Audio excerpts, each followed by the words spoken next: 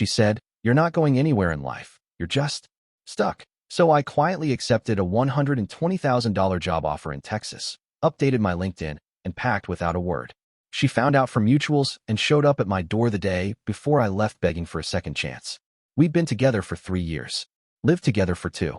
I'm 29, working in cybersecurity. Not a flashy job, not something you brag about on Instagram, but it paid okay, and I'd been quietly grinding behind the scenes, upskilling, applying for roles, building experience. She, Emily, was in marketing, loved brunch photos, weekend getaways, and posting power couple captions under filtered selfies of us at rooftop bars.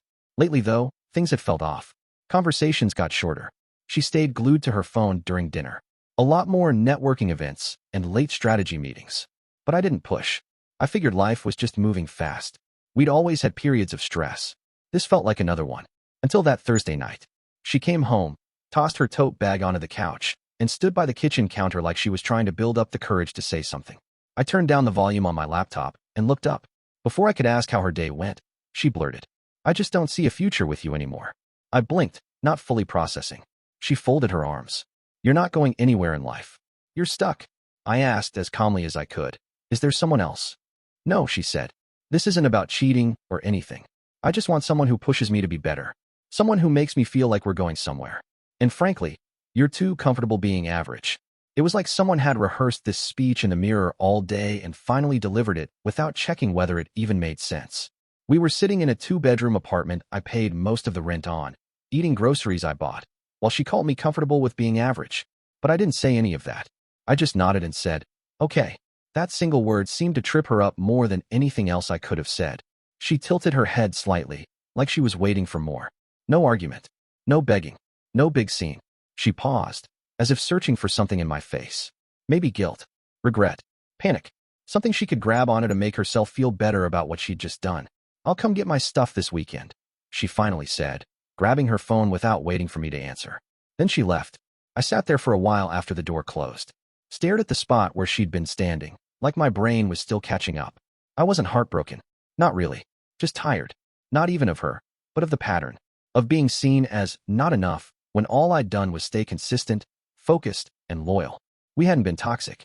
There hadn't been big fights or betrayals. But apparently, being solid, dependable, and working quietly towards something better wasn't exciting enough anymore. That night, I didn't cry. I didn't even vent to friends. I just went to bed early. The next morning, I got up, made coffee, and started packing her things into boxes. And then I opened my email. There it was. A message from a hiring manager I'd been speaking with for weeks. I had sat on it for days, unsure if I wanted to make a cross-country move or not. But now, suddenly, everything felt lighter. By noon that Friday, I had packed up her clothes, the framed Polaroids from that Asheville trip, and all the skincare products that had turned half my bathroom shelf into a tiny pharmacy. It didn't feel like anger or bitterness. It felt like clearing out a space I didn't realize I needed for myself. Once that was done, I sat down at my laptop and finally opened the email fully. "We'd like to offer you the position of Senior Cybersecurity Analyst at our Dallas office. Starting salary, $120,000. Full relocation assistance and signing bonus. Let us know if you're ready to move forward." I'd kept that message unread for 6 days. Partly because I was nervous. Partly because I didn't want to get my hopes up. Mostly because Emily had always acted like big moves were our decisions, and I didn't want to jump the gun without talking to her.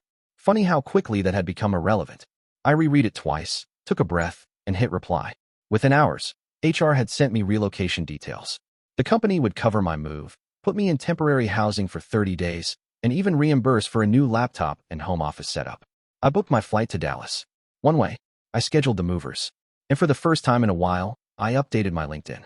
Excited to share that I've accepted a new position as Senior Cybersecurity Analyst in Dallas, Texas. Looking forward to the journey ahead.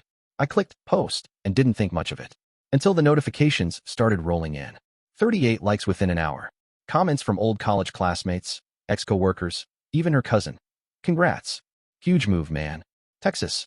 Let's go." The dopamine hit was real, but more than that, it felt like quiet validation. Like I wasn't as invisible or average as I'd been made to feel. I didn't even think about her until the next morning. That's when my phone buzzed. It was a message from Emily. "Hey, I saw your post. Texas? You never told me you were interviewing?" I looked at the screen for a second, then locked my phone. I didn't feel the need to answer. Not out of pettiness, but because, what could I say? Surprise. I'm not actually a loser. I made breakfast, started some laundry, and went about my day. But more messages came. So you just move on like that? I was trying to push you to do better, not end us. Can we talk? Please. That last one stayed on my screen for a while. She hadn't messaged in paragraphs like that in months. Probably hadn't felt the urgency until my LinkedIn popped up with a job title that didn't include mid-level. I didn't reply to any of it. She had made it clear how she saw me when I didn't have something shiny to show off.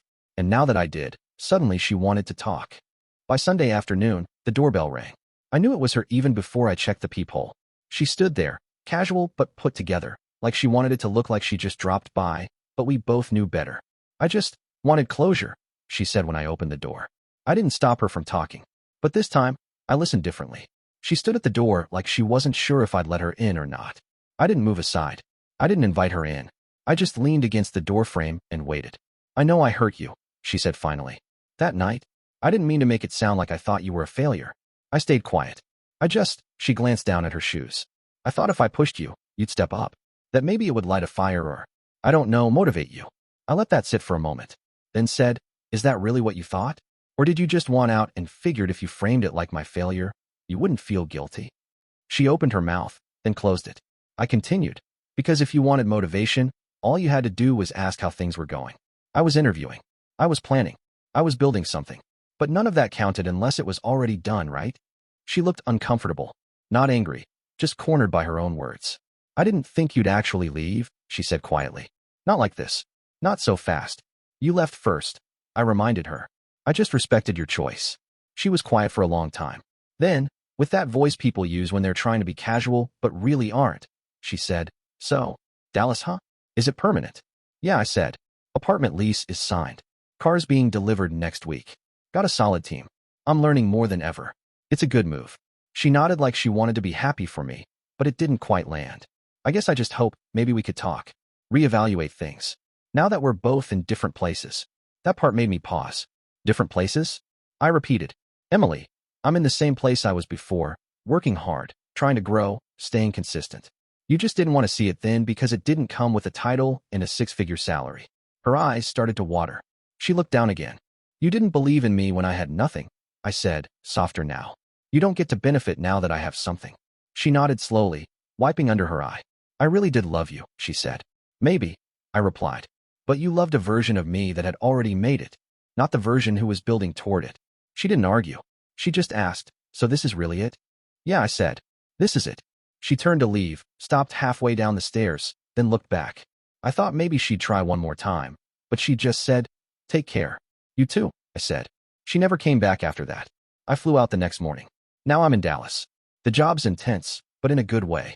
I've made a few new friends. I found a taco place that's already become my go-to spot.